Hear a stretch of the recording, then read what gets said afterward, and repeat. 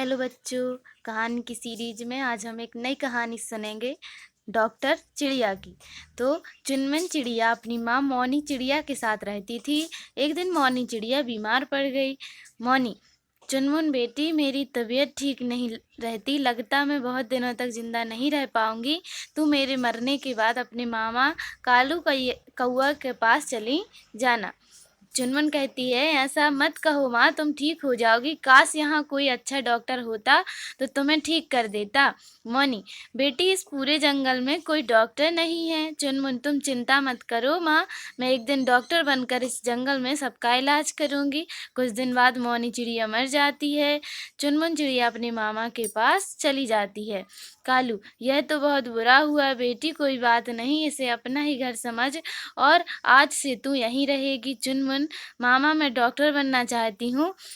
कालू, लेकिन उसमें तो बहुत खर्च लगता है, मैं इतने पैसे कहाँ से लाऊंगा। चुनमुन कहती है, तुम चिंता मत करो मामा, मैं दिन में काम किया करूंगी और रात को पढ़ाई करके एक दिन डॉक्टर जरूर बनूंगी। मैंने अपनी माँ से वादा किया था। तभी कालू कौवे की बीवी टुनटुन चिड़िया आ जाती है। टुनटुन, सुनो जी, हमने कोई अनाथ आश्रम नहीं खोल रखा है, हम इसे नहीं रखेंगे, यह मेरा आखिरी फैसला है। कालू, लेकिन हमारे सिवा इसका कोई नहीं है, यह कहाँ जाएगी। तो टुनटुन, मुझे कुछ नहीं पता, आज इसे रहने दो, कल से अपना इंतजाम कहीं और करेगी। चुनमुन चिड़िया को अपनी मामी की बात बहुत बुरी लगती है। वह रात में ही घर छोड़कर चली जाती है। उड़ते उड़ते सुबह हो जाती है। तभी उसे एक नदी दिखाई देती है और वह पानी पीने के लिए नदी के किनारे पर उतर जाती है और पानी पीने लगती है। तभी वहाँ एक कबूतर आ जाता है जिसका नाम है टॉनी कबूतर। टॉनी कबूतर कहता है, बेटी, तुम कौन हो रे, यहाँ अकेली क्या कर रही हो। चुनमुन, मैं यहाँ नई नई आई हूँ और पानी पीने के लिए रुक गई थी। टॉनी, बेटी, इस नदी में मगरमच्छ है तो पानी पीने वालों को खा जाता है, जल्दी से पानी पियो और किसी पेड़ पर जाकर बैठ जाओ।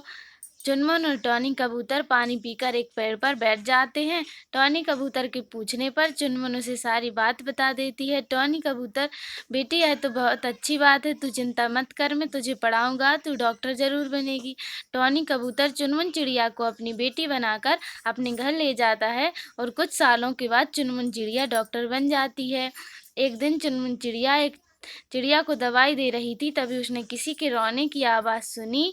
चुनमुन चिड़िया ने पलट कर देखा तो उसके मामा कालू कौआ रो रहे थे। चुनमुन, मामा जी, आप यहाँ, मुझे बहुत खुशी हुई आपको देखकर, लेकिन आप रो क्यों रहे हैं। कालू कहता है, बेटी, मेरी पत्नी ने तुझे घर से निकाल दिया, तब से मुझे तेरी चिंता सता रही थी। आज तुझे डॉक्टर के रूप में देखकर मेरे मन को बहुत सुकून मिला, इसलिए मेरी आंखें गीली हो गई हैं। चुनमुन, मामा जो होता है अच्छे के लिए होता है, अगर उस दिन मामी मुझे घर से ना निकालती तो मुझे पिता समान टॉनी कबूतर नहीं मिलते, जिन्होंने पढ़ा लिखा कर मुझे डॉक्टर बना दिया। आज मेरी माँ का सपना पूरा हो गया। कालू कहता है, सही कह रही है बेटा, लेकिन तेरी मामी बहुत बीमार है, लगता है वह अब नहीं बचेगी। अगर तू इसका इलाज करे तो तेरी बहुत मेहरबानी होगी। चुनमुन, मामा, यह भी कोई पूछने की बात है, चलो मुझे मामी के पास ले चलो। कालू चुनमुन को लेकर अपने घर पहुंच जाता है। टुनटुन कहती है, बेटी, मुझे माफ़ कर दे, तेरी तो पूरी जंगल में तारीफ होती है, मुझे अपने कर्मों की सज़ा मिल गई है, ऐसी बीमारी लगी है कि मैं अब नहीं बच पाऊंगी। चुनमुन, तुम चिंता मत करो मामी, मैं तुम्हें कुछ नहीं होने दूंगी।